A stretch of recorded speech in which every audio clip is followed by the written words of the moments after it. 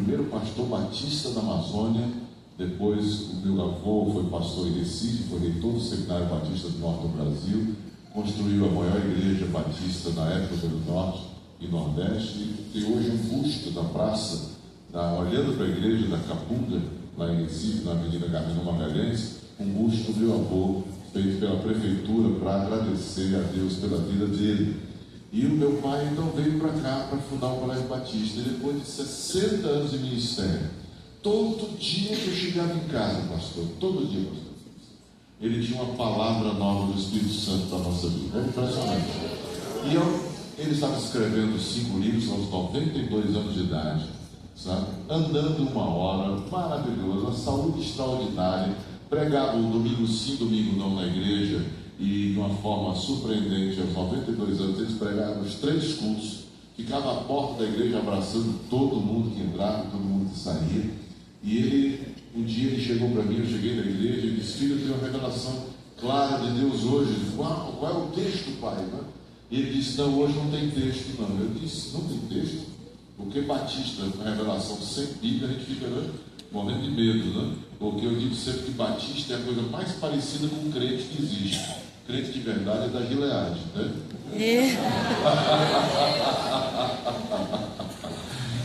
E aí, nesse dia, meu pai disse assim: Deus falou comigo. Eu disse: o que foi que Deus falou com o senhor? Ele disse: Deus falou comigo que eu estou indo para o céu nos próximos dias. E eu disse para ele: mas pai, o senhor está tão bem de saúde? Ele disse: mas Deus falou claro, filho, nos próximos dias eu estou indo para o céu. Eu fiquei impactado com aquela palavra. E ele disse: eu quero sentar com você e vamos preparar aqui o meu roteiro do meu culto fúnebre. Aí eu pensei rapidamente: eu vou preparar agora, daqui a 10 anos eu uso, né? Eu disse: pai, o senhor vai a 102 da maneira que o senhor está, vai estar maravilhoso, né?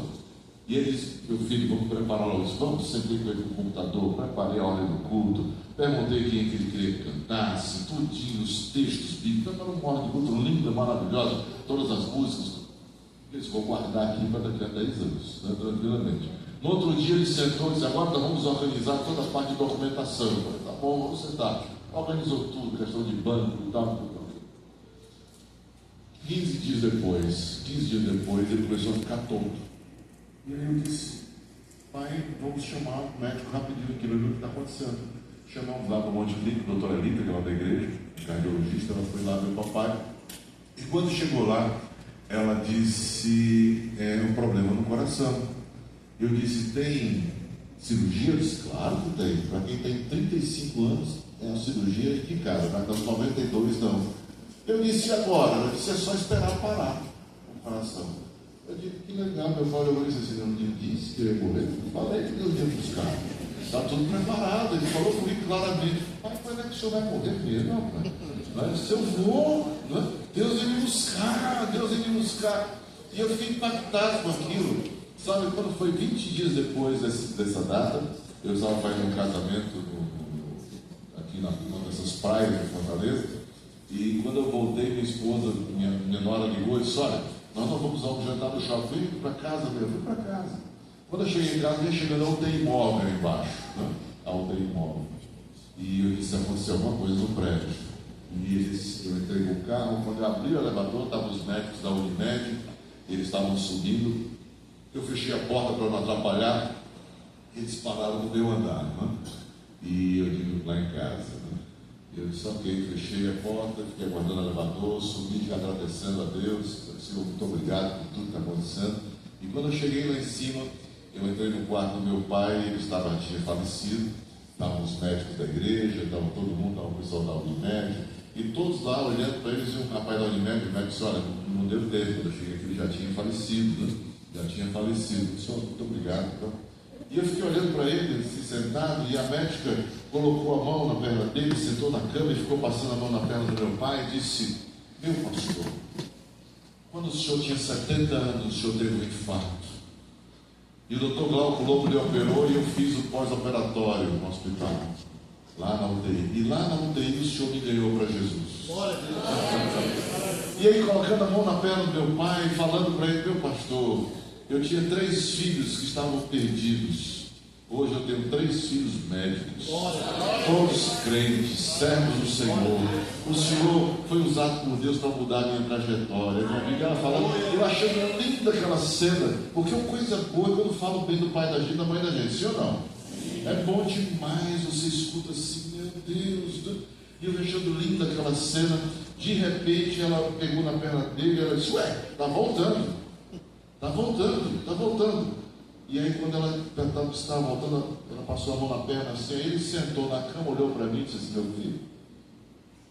Quando eu olhei para os médicos da Unimed, estava com os olhos desse tamanho, regalados, todo mundo no quarto, com os olhos regalados, e eu disse, meu filho, eu vou fazer o casamento do Rafael, seu filho, meu neto, e eu vou com aquela gravata borboleta que você trouxe dos Estados Unidos, com a camisa branca, com o paletó de giz, e para celebrar o casamento do meu neto. Eu disse, pai, o senhor vai até nu.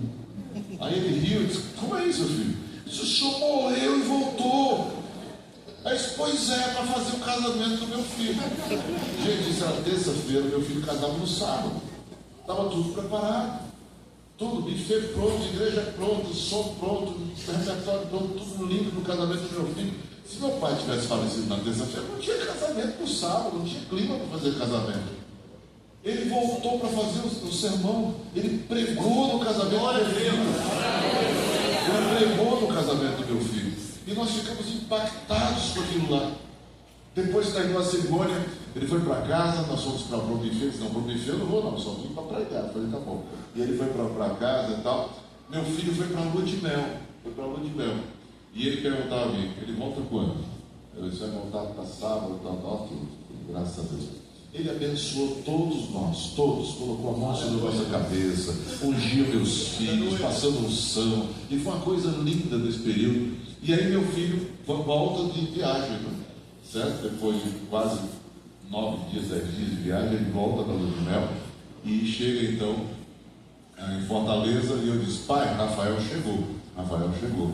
E ele fez assim, uau, tá bom, né? Suspirou tranquilo, né? Disse, agora eu posso partir. E aí o que é que aconteceu? Domingo eu estava na igreja, às 5 horas da tarde, era Santa Ceia, eu coloquei as fotos do meu pai no telão e disse, olha, o nosso pastor está indo para o céu agora. Nesse momento ele está indo para o céu. Está partindo agora. Rafael estava com ele em casa, na minha casa, junto com ele, minha esposa, todo mundo com meu pai em casa. E às 5 horas da tarde, nós estávamos celebrando a Santa Ceia. Meu pai foi para o céu, fechou os olhos, sem nenhuma enfermidade, sem nenhuma dor, nada. Sabe, quando nós começamos a orar, e a orar de verdade, os nossos valores são completamente invertidos. Nós começamos a entender o que é ser um cidadão do céu.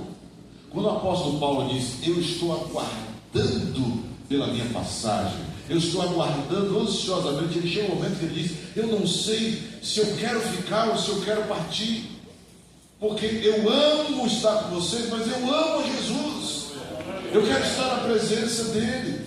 Ele chega um momento, ele diz, eu combati o bom combate, eu guardei essa fé, eu terminei a minha carreira, eu estou pronto para encontrar com o nosso Senhor e Salvador Jesus Cristo. Meu avô, no seu leito de morte, ele chamou meu pai e meu tio, são pastores. Eu estive agora pregando essa semana em João Pessoa, numa igreja com 20 anos, e eles estão implantando a oração na madrugada na João Pessoa. E tinham mais, pastor Aquiles, nesse aniversário, pelo menos uns 40 pastores de igrejas diferentes, para ouvir a palestra sobre a oração da madrugada em João Pessoa, porque nós fazemos um grande mover ali na Paraíba, vai ser uma bênção grande em nome de Jesus, né? E meu tio é pastor lá na Paraíba, ele é o mais novo, pastor Tomás Munguba. E meu avô pegou a mão do meu pai, pastor, do meu tio, pastor, e ele levantou as mãos do meu pai, meu tio, e disse, meus 2 filhos pastores, coroa e glória do meu ministério. Coroa e glória do meu ministério. Depois ele olhou para a família e disse assim, a única coisa que importa é o amor. A única coisa que importa é o amor. E depois ele levantou a mão assim, bem forte, apertou e disse, medo nenhum, Jesus segura a minha mão. E fechou os olhos e partiu. E foi do céu.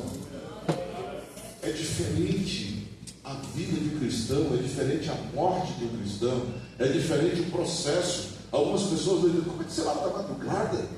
5 horas da manhã, como é que pode? Quando nós iniciamos a oração da madrugada no Brasil, eu perguntei para Deus como nós iríamos fazer, quando nós chegamos em 2012 da Coreia. E os nossos pastores lá na sede disseram assim, olha pastor, não vai funcionar no Brasil de jeito nenhum, não vai funcionar. E eu disse, por que não vai funcionar? Isso é, pastor, muito simples. Nós estamos em Fortaleza, uma das cidades mais violentas do mundo. A pessoa vai sair às 4 horas da manhã, 4h30 de casa, e vai ser assaltada quando abrir o portão. Não vai funcionar. Segundo, o brasileiro começa aí, para. Conhece gente assim ou não? Eu sei que não é aqui da Gilead, graças a Deus, é só na igreja batista que tem isso. Então o pessoal começa e para. Né? Tem aquele 1 semana, 2 semanas, 3 semanas, depois vai esquecer, vai ficando longe. Né? Ele disse, o brasileiro não vai fazer isso, reverendo. Eu disse, pois eu vou orar para falar com Deus sobre isso. E aí Deus falou para mim o seguinte, diga à igreja que em todo o Brasil, nenhuma pessoa que vier à oração na madrugada será assaltada. Glória a Deus que não foi com você que ele falou. Você já pensou ter que falar isso na frente da igreja? Gente, eu tremia diante de Deus. Quando eu cheguei no domingo, gente, nós vamos começar a oração na madrugada. E a palavra de Deus foi bem clara: nenhuma pessoa no Brasil será assaltada vindo à oração da madrugada, ou voltando da oração da madrugada. E aí sabe o que começou a acontecer? As pessoas começaram a andar no meio das favelas, 3, 4 quarteirões no meio da favela. E sabe, começaram a entender que a nossa vida, o apóstolo Paulo disse, eu não tenho nada, é a minha vida por preciosa, contanto que eu cumpra aquilo que o Senhor me chamou para fazer. E os nossos valores começam a mudar, porque nós entendemos que o mais importante é servirmos a Deus. Um dia um rapaz estava passando no meio da favela, e aí o traficante olhou para ele e disse, ei bandido, está indo para onde? Ele disse, bandido não, servo de Jesus. Glória a Deus. Esse rapaz, deixa de palhaçada, uma hora dessa você está indo para onde? 4 horas da manhã você está indo para onde? Ele, tudo indo para a igreja, orar. 4 horas da manhã, igreja, 5 horas começa lá na igreja. Ele disse, deixa de mentira, rapaz, você está indo para onde? Que parada é essa, né? Ele disse, não, estou indo para a igreja orar. Disse, ok, então você vai. No outro dia, de novo, ele passando lá, e o bandido olhou para ele e falou, meu Deus, esse cara de novo. Aí, você está indo? Estou indo orar, estou na igreja. 1 semana, 2 semanas, 3 meses, daqui a pouco o bandido já fala para ele assim, diz assim, ei, irmão, está indo para a igreja? Estou indo para a igreja. Parabéns, está mantendo, né? Depois de uns 6 meses para a igreja, o traficante já falou assim, ei, pastor, já promoveu, né? Ei, pastor, ora por mim. Ora por mim, porque você vai vendo as coisas mudando, os valores mudando. O irmão na Assembleia de Deus, ele foi para a oração da madrugada, e no dia anterior ele tinha ido ao banco e tinha tirado todo o salário dele para fazer os pagamentos, né? E ele disse, depois da oração da madrugada eu vou sair, já vou sentir resolver tudo que eu tenho que fazer no dia seguinte. E aí ele levou o dinheiro no bolso, tudo, né? Todo preparado para depois da oração sair. E ele estava na Assembleia de Deus, foi uma oração poderosa, terminou às 6 horas da manhã, ele saiu, quando ele saiu na frente da igreja, se dobrou do lado, o motoqueiro passou, e quando aqui em Fortaleza, no Maracanã, não sei se aqui também é assim, mas lá em Fortaleza a gente vê o motoqueiro, o garupeiro, ele já fala assim, Senhor, me abençoa. E aí o motoqueiro parou com o garupeiro lá e disse, aí, perdeu o playboy, né? E aí ele disse, olhou assim, você tem certeza? Ele disse, sim senhor, faça, estou vendo um bom dinheiro, vamos. Carteira. Bíblia, vou levar a Bíblia também. A Bíblia, você vai levar, vou levar tudo, bora, relógio, tudo. Limparam o homem todinho, e aí foram embora. E ele falou para Deus, meu pastor aqui da Assembleia de Deus me disse que o embaixador da Coreia, o reverendo Muguba Júnior, disse que ninguém ia ser assaltado no Brasil. Eu estou sendo assaltado, acabei de ser assaltado. E aí ele deu uma olhada assim para o lado, o motoqueiro pegou, deu uma volta, aí começou a retornar. Quando ele viu o motoqueiro retornando, ele encostou no muro e disse, pai, em tuas mãos entrego meu espírito, cuida da minha esposa, dos meus filhos, eu estou pronto, pai, acabei de sair da oração da madrugada, eu estou purificado, não tem nem perigo de eu não subir, então me leva agora, mas cuida da minha família, pai, em nome de Jesus. E o motoqueiro chegando e o coração dele morrer agora, né? Estou preparado, agora que eu vou para o céu, né? E aí sabe o que aconteceu? O motoqueiro parou, o garupeiro, tiraram o capacete, olharam para ele e falaram assim: não, desculpa, nós não tínhamos autorização para lhe assaltar. Toma sua Bíblia, toma sua carteira, toma a sua volta. É impressionante o que acontece na nossa vida. É impressionante. Uma irmã estava vindo à oração na madrugada e ela começou a frequentar assiduamente porque o casamento dela tinha acabado, né? E o marido morava dentro de casa, mas eles estavam separados já há um bom tempo por causa do álcool, por causa da bebida, né? 50 anos bebendo. E o que acontece com ele? Os filhos já estavam tomando conta da empresa. Ele já estava num nível de bebida tão grande que ele já caía na sarjeta, no meio da rua. Um dia os filhos resolveram fazer uma limpeza em casa para procurar bebida. Encontraram 12 garrafinhas de celular, né? 12 garrafas pequenas de cachaça escondidas pela casa todinha, que ele ficava colocando para poder manter o vício dele, para beber toda hora. E aí ela tinha igreja para orar, começou a ver a oração da madrugada, pedindo um milagre de Deus. Deus faz um milagre da minha vida. Eu não me casei para me separar. Eu não me casei para ter meus filhos para entregar na mão de Satanás, você vai para fogo ao céu. E começava a orar na madrugada e clamar, e clamar, e clamar. E aí o marido dela começou a ficar com ciúme dela. Olha, já estavam separados há muito tempo, só moravam na mesma casa, mas não tinha mais nada um com o outro. E ele começou a ficar com ciúme. Por que é que você está indo essas 4h30 da manhã?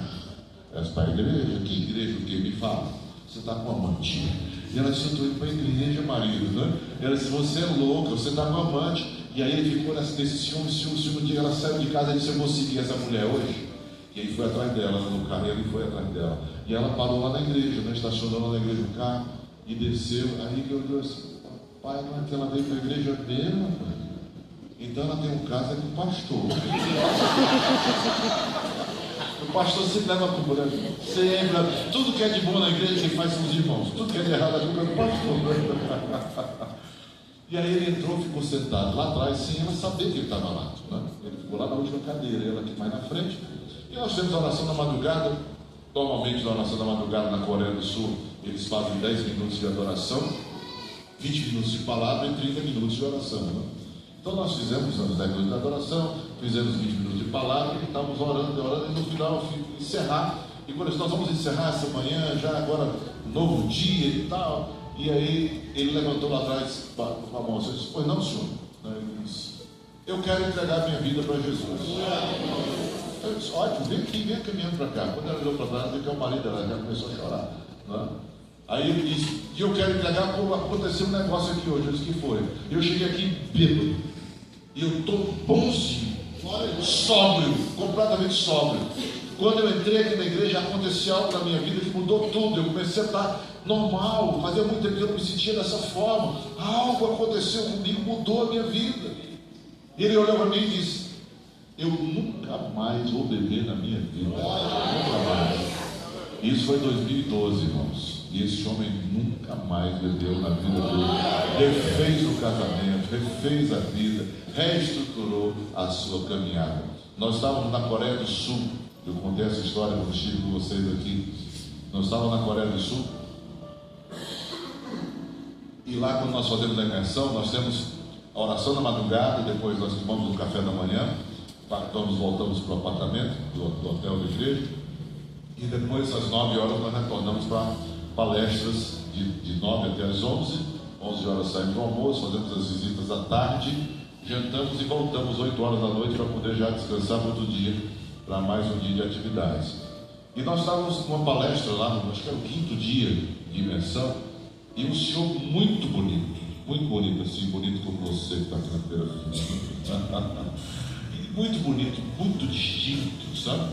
Bem vestido. E ele foi dar uma palestra para a gente e ele começou a contar sobre a oração da madrugada. Ele disse: olha, quando eu cheguei na igreja, eu estava desempregado. E eu comecei a clamar a Deus pelo emprego.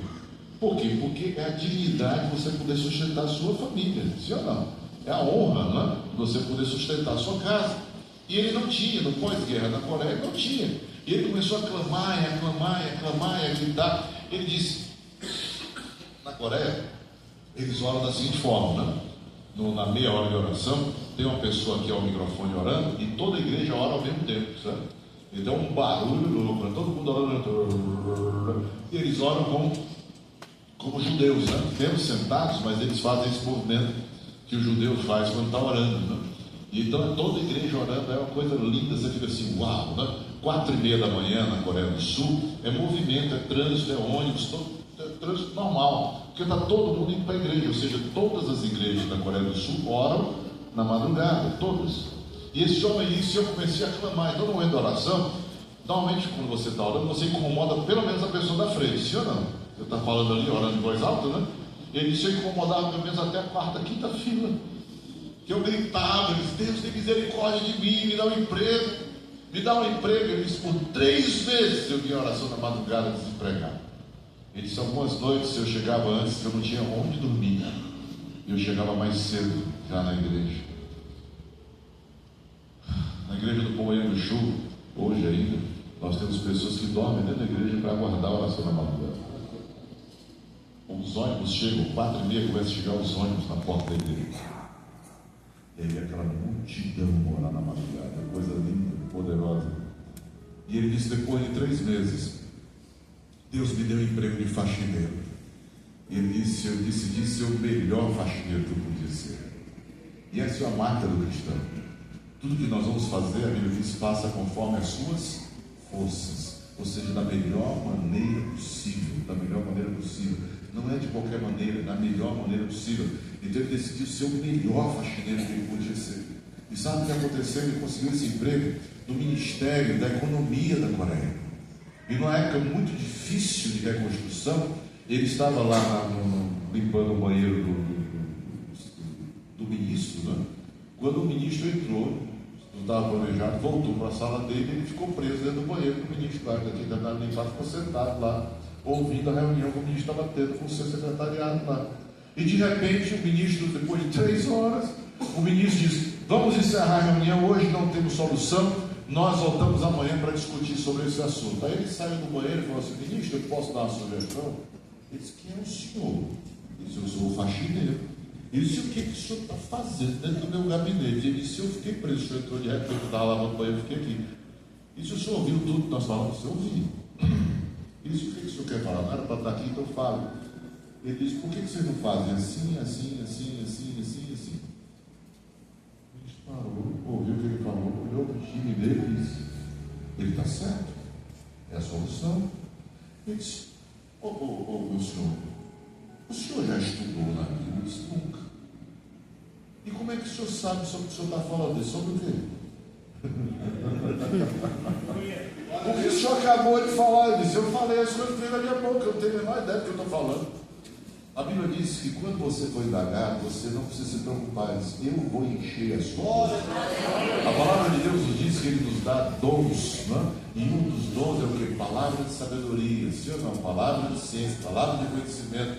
E aí Deus encheu a vida daquele homem simples e indouto, que não tinha conhecimento, que não tinha tido a oportunidade de estudar ainda, com palavras que ele nunca nem imaginou que podia ter no vocabulário dele. E ele solucionou o problema. O ministro olhou para ele e disse, você quer estudar? Ele disse, claro que eu quero. Ele disse, eu vou lhe promover de faxineiro para você começar a estudar. Você vai ser contínuo agora. E aí ele foi subindo, ele foi estudando. Ele disse, hoje pela manhã eu estou falando com vocês aqui na Coreia, com esse grupo de brasileiros, da Embaixada do Brasil, para dizer para vocês que hoje, nesse instante, eu sou o ministro da Economia da Coreia do Sul. Alguém pode dar glória a Deus? Quando nós oramos na madrugada, nós aprendemos uma coisa muito séria. É que não existe nada impossível para Deus. Nada impossível para Deus. E que Ele pode fazer, pode pegar o mais simples e pode promover. Por falar nisso, eu fiz isso quando eu vim aqui. Trabalha com a pessoa que está ao seu lado, por favor. Olha bem nos olhos dela. Agora repete as palavras comigo. Diz assim, meu irmão, por favor, me trata bem. Porque amanhã eu posso ser seu chefe.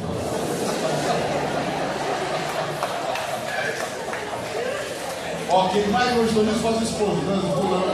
Trata bem, amanhã sou eu que vou liberar o dinheiro para você.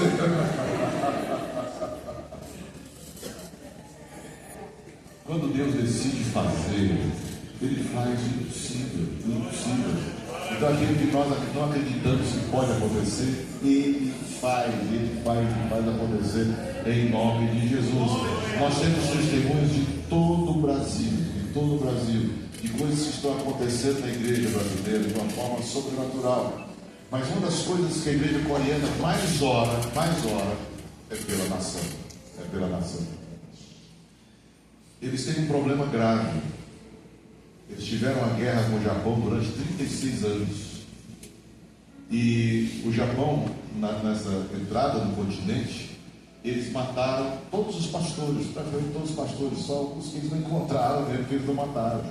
Mas mataram, tiveram 36 anos perseguindo a igreja, mas não mataram de qualquer jeito. Era aquela forma, colocava a esposa, os filhos na frente do pastor e começavam a matar de um por um para que o pastor negasse a Jesus. Nós temos um museu lá na Coreia contando essa história. Gente, os pastores não negaram a Jesus, o da sua família morreu. Ele morreu por último, em último lugar. E eles disseram: não, Jesus é o Senhor. Jesus é o Senhor. Jesus é o Senhor. Eu não sei como eu agiria, como você agiria, vendo a sua família morrer. Mas aqueles homens foram de uma espiritualidade tão forte, tão contundente. Eles estavam começando a orar na madrugada, quando veio a guerra. Vocês conhecem a história? Depois de 36 anos, os Estados Unidos tinham acabado de construir a bomba atômica. Ela estava ainda em experimento, né? E eles jogaram lá em Hiroshima. O Japão não se rendeu. E eles jogaram em Nagasaki. E aí nós temos então a rendição do Japão. O Japão sai da Coreia, acaba a Segunda Guerra. Então ele veio para cá, retrai agora a Coreia. Nós vamos recomeçar a nossa nação. Mas foi um engano. Lá de cima veio a União Soviética, então a Rússia hoje, e a China. E eles desceram para conquistar a Coreia, para tornar a Coreia um país comunista. E aí agora de baixo para cima, veio os Estados Unidos tentando ajudar a Coreia, para que eles fizessem uma divisa. Eles fizeram uma fronteira, e a parte de cima da Coreia ficou Coreia do Norte, e a parte de baixo Coreia do Sul. Se você entrar no Google hoje, você der um Google e colocar assim, Coreia do Sul à noite, ou Coreia à noite, certo? Você vai ver uma coisa terrível. A Coreia do Sul toda iluminada, e a Coreia do Norte toda no escuro. Então eles oram muito pela Coreia do Norte. Por quê? Os missionários jovens da igreja, que são chamados para serem missionários na Coreia do Norte, eles saem da Coreia do Sul, eles vão para a China, da China eles entram na Coreia do Norte, certo? E eles entram de forma ilegal, né? E eles vão durar o tempo somente até serem descobertos. Eles vão lá com a missão de pregar o Evangelho para o maior número de pessoas possível, o maior número. Mas eles sabem que logo eles serão descobertos, eles serão mortos. Um jovem missionário, quando sai de casa para pregar na Coreia do Norte, ele se despede da família, porque ele sabe que ele não vai voltar. E ele disse: eu não tenho nada na minha vida por preciosa, contanto que eu cumpro a missão que Deus colocou na minha vida, na minha trajetória. Para nós, hoje no Brasil, é muito tranquilo sermos cristãos, sermos crentes. É até chique hoje, não é assim ou não? É chique. Lá em Fortaleza, por exemplo, o prefeito me chama para dar conselho para ele. Né? Eu vou almoçar com ele agora terça-feira, tomo café com o prefeito, o governador me chama para ir lá fazer celebração. Né? Para mim não existe questão de partido, né? Para mim a Bíblia, o que importa é a Bíblia. Então eu vou aonde me chamarem, né? Onde tiver. Pastor, você vai na macumba? Se for para pregar, eu vou. Né? Se for para pregar o Evangelho, eu vou. Contanto que seja para pregar a palavra de Deus. Então o que é que acontece? Hoje é chique, gente. É chique. Não é? Onde eu vou, sou muito bem recebido, muito carinho. Eu não consigo andar no shopping e ser pelo menos umas 10, 12, 15 pessoas falando com o reverendo. Foi almoçar com a minha família num restaurante. Quando eu cheguei lá, o mestre disse: que honra receber o senhor. Então você fica assim: uau, é muito bom ser crente no Brasil, sim ou não? As pessoas te respeitam, as pessoas dizem: que legal, uau, ser crente, que coisa linda, né? Que maravilha. Antigamente não era assim, gente, não era assim. Meu pai foi apedrejado em Aracati. A nossa igreja batista, quando nós inauguramos, no dia da inauguração, meu pai estava lá dentro inaugurando a igreja, nós fomos apedrejados, tá? Meu pai foi apedrejado, quebraram todo o telhado da igreja com pedras, todo o telhado. Na Coreia do Sul, eles oram todos os dias pela nação. Eles oram primeiro pelo presidente da República, oram pelos ministros, oram pelos senadores, oram por todos que fazem, mas eles oram pela Coreia do Norte, que Deus tenha misericórdia da Coreia do Norte. Porque no dia que fizeram a fronteira, quem morava no norte, ficou lá. E quem morava no sul, ficou no sul. Famílias foram divididas, que nunca mais se viram, nunca mais, é proibido. A Coreia do Norte não permite que eles passem o rio para cá, para o lado de cá da Coreia do Sul. Quando eles conseguem fugir, eles vêm para a Coreia do Sul e eles ganham universidade, eles ganham apartamento, eles ganham toda a educação, tudo para poder se tornar um cidadão de primeira qualidade, tranquilo, com uma vida tranquila. E eles não sabem como usar, por exemplo, escada rolante. Eles não sabem como usar o banheiro. É uma coisa terrível quando você vive fora, sabe, da luz de Deus. Gente, eu quero lembrar para vocês uma coisa muito séria. Sujeira combina com o diabo. Sim ou não? Miséria é a estratégia do diabo para dominar as pessoas. A Bíblia diz: quando você primicia, quando você traz a bênção e você é dizimista na igreja, você é ofertante na igreja, você coopera com o seu pastor, você ora na igreja, você está aqui, a Bíblia diz: é a minha bênção que enriquece, é a minha bênção que abre as portas. Não é que você vai ser rico, milionário, não, mas você vai ter uma vida para poder abençoar outras pessoas. Você vai ter para você, vai ter para abençoar os outros, sim ou não? É claro, nós temos essa linha bem clara, que é a grande diferença entre a colonização dos Estados Unidos e a nossa brasileira. Os Estados Unidos foram colonizados por evangélicos que tinham essa noção clara de que quando eu trabalho, que eu sirvo, que eu me esforço, a meritocracia faz parte da igreja. Você busca e faz: se o meu povo, que se chama pelo meu nome, orar e buscar, sim ou não? É meritocracia, você busca, você clama, você está na presença de Deus e Ele te abençoa. Agora, o outro que não busca, que não clama, que não faz nada, você não tem a mesma bênção daquele que vai estar buscando a presença do Eterno. Oração na madrugada mudou a situação da Coreia. E para você ter uma ideia, depois que a oração na madrugada começou na Coreia, nessa época eram 88% da Coreia do Sul estava em favelas. 88%. Aqui no Brasil nós até mudamos o nome de favela para comunidade, né? Para ficar mais bonito, né? É assim ou não? É. 88%. Mas a igreja começou a orar.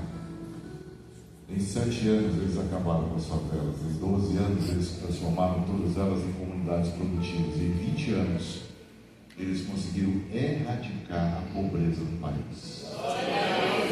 Em 20 anos eles não tinham mais analfabetos. Em 20 anos as pessoas estavam produzindo.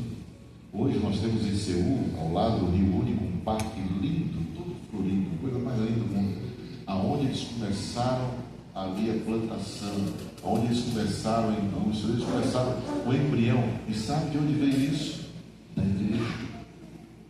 O presidente conheceu a comunidade que tudo funcionava. E ele foi lá para investigar. E eles já tinham plantação, eles tinham escola, eles tinham água, eles já tinham começando um esboço de indústria, né, para poder fazer a pá, chá, tudo. E quando ele chegou na casa do líder comunitário, estava escrito: Coreia, fique despreocupado, nós oramos por você. E o presidente da Coreia pegou o modelo dado pelo Espírito Santo à igreja e colocou como projeto de governo, como plano de governo, como ação de governo, e eles mudaram a Coreia pela oração da madrugada. Por isso a nossa embaixada, a embaixada da Coreia no Brasil, o nome dela é o seguinte: Embaixada Cristã da Coreia do Sul no Brasil, para a implantação da oração da madrugada e erradicação da pobreza no Brasil. Nós cremos que Deus vai fazer grandes coisas através da sua vida, através da sua igreja, em nome de Jesus. Parabéns, igreja de Leandro. Parabéns, meu pastor. Você é uma inspiração na nossa vida. Desde a primeira vez que eu vim aqui, me apaixonei por você. Me apaixonei pela igreja, me apaixonei porque vocês são muito especiais. Eu queria que você ficasse em pé agora, por favor.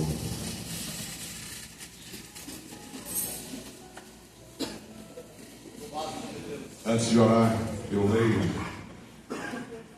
Apocalipse capítulo versículo 7, diz: eis que ele vem com as nuvens, e todo olho verá, até mesmo aqueles que o traspassaram, e todos os povos da terra se lamentarão por causa dele. Assim será. Amém.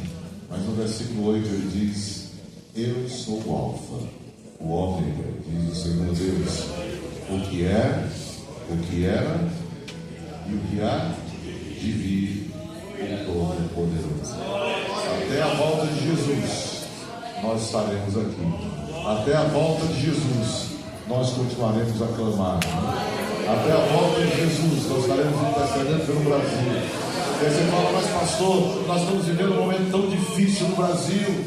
Sim, não é no Brasil só não, irmãos. Não é no Brasil não. É só você olhar o mundo.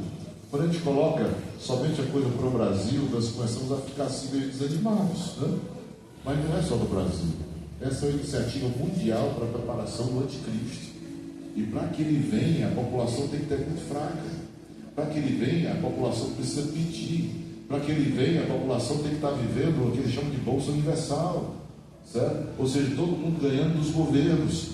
Para que ele venha, você não pode ter indústria forte, não pode ter comércio forte, porque ele tem que ser o salvador da pátria. E para ser o salvador, o anticristo, aquele que virá como resposta, as pessoas têm que estar vivendo caos, para que ele chegue e seja o grande salvador. Mas quando você é abençoado, a grande pedra no sapato, irmãos, hoje, da grande elite mundial, é a igreja do Senhor Jesus. E é por isso que hoje eles estão desenvolvendo cada vez mais. Se você puder ler um livro chamado Cristofobia, pegue esse livro, procure, mostrando os nossos missionários que morrem todo dia, os nossos irmãos que estão perdendo suas empresas, os nossos irmãos que não podem colocar o filho no colégio. Meu pai veio fundar o Colégio Batista aqui em Fortaleza, meu tio Oscar Batista, exatamente por causa disso. Porque nessa época você não podia estudar no colégio que era católico. Nessa época você não podia se hospitalizar. Nessa época você não podia ser sepultado. Um crente não podia ser sepultado no cemitério qualquer, somente de outra igreja. Então eles tiveram que trazer uma resposta. Hoje, a pedra no sapato é você que ora. É a igreja que ora. Não é a igreja que simplesmente vai ao culto e se encontra uma vez por semana, parece um clube, sim ou não? Não. Mas é a igreja que ora, a igreja que crê, a igreja que sabe que Deus está pronto para abençoar, e que em meio a essa tempestade que nós estamos vivendo, o que é que eu tenho pedido para a minha igreja? O que é que eu tenho pedido para os meus discípulos? Senhor, assim como o Senhor fez no Egito, no meio daquela crise das pragas, o Senhor protegeu todo o tempo o arraial de Deus. E um dia o Senhor disse: passem o sangue nos umbrais das portas. E dentro daquela casa o anjo da morte não pôde entrar. Quando você vê a oração da madrugada, você está passando sangue na sua casa. Está dizendo: Deus, protege a minha família, guarda a minha família, em nome de Jesus. Meu pastor,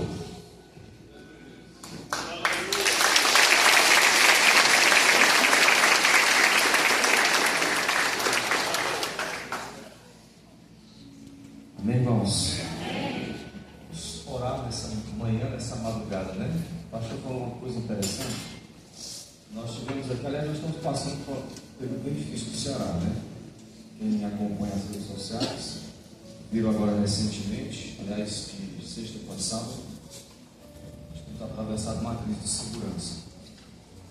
E uma coisa interessante, a igreja ainda tem o poder através da oração, né? E nós oramos aqui, mano, levantamos o propósito Maracanã, a minha cidade da região metropolitana, que tem essa questão. E nós começamos a orar para que o Senhor repreendesse esse espírito maligno, né? Essa ação de homicídio, tantas coisas. Começamos a orar, e uma coisa me chamou a atenção. Nós temos irmãos que trabalham na área de segurança, e depois chegou para mim e disse: pastor, a oração realmente ela tem efeito, e tem, né? Pois durante esse espaço que a igreja orou, e a gente intensificou nesse período, e ela disse: não houve nenhuma morte por homicídio. Foi dito, e a gente considera que foi a igreja orando e pedindo misericórdia a Deus. O pastor Lula disse que o propósito da oração é orar pela nação, é orar pelas famílias e pela igreja.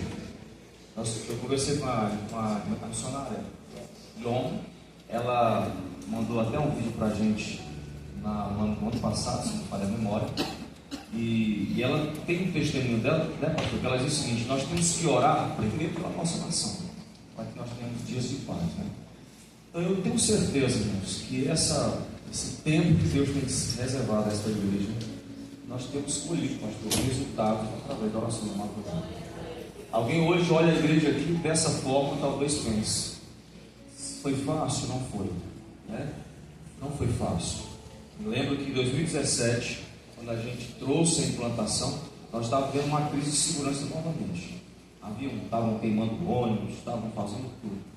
E alguém disse: pastor, será que está certo? Da forma que fizeram com o pastor, a indagação. Eu disse: nós vamos em nome de Jesus.